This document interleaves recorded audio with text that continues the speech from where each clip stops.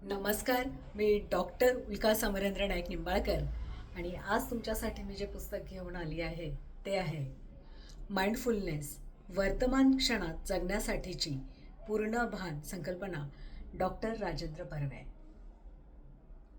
पूर्ण भान म्हणजे काय? तर अस्तित्वाची वर्तमानातील लख्ख जाणीव.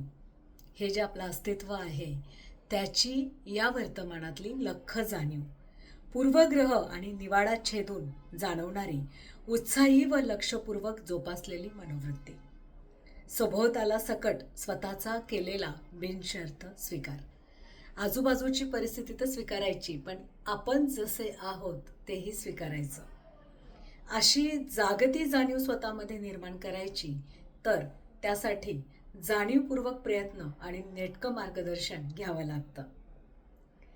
तर मी जे आत्ता वाचलं या पुस्तकाचा सार असं म्हणता येईल किंवा प्रिन्सिपल असं म्हणता येईल.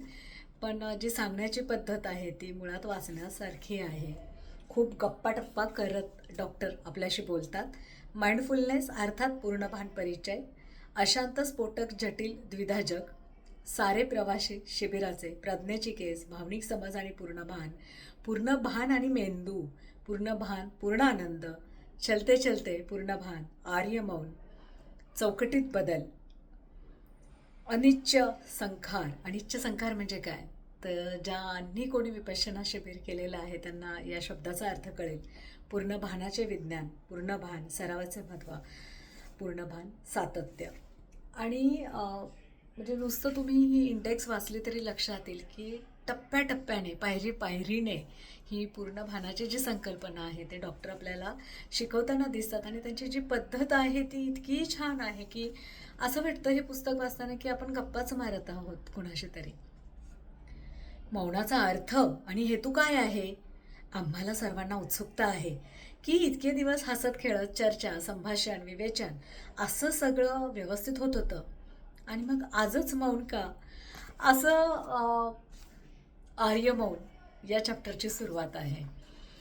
तर हे जे पुस्तक आहे शेवट जो आहे त्याच्यामध्ये त्यांनी समारोपाचे 2 शब्द आणि परिशिष्ट असं दिलेलं आहे की कसं ध्यान करायचं आहे, कोणती जागा निवडावी, काय करावं, आणि काही नोट्स काढायला सुद्धा मुद्दामून कोरी पानं सोडलेली आहे. हे जे पुस्तक आहे हे थांबून वाचण्यासारखं आहे. आपला स्वतःचा स्वीकार करण्यासाठी आपण कोण आहोत, आपण कसे आहोत हे आधी ओळखणं खूप महत्त्वाचं असतं.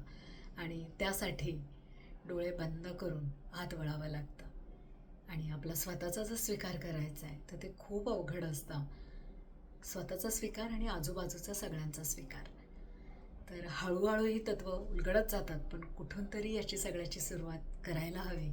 तर हे पुस्तक सोप्या भाषेत सांगतं, मोटिवेशन मिळतं. नक्की वाचा, खूप आवडेल.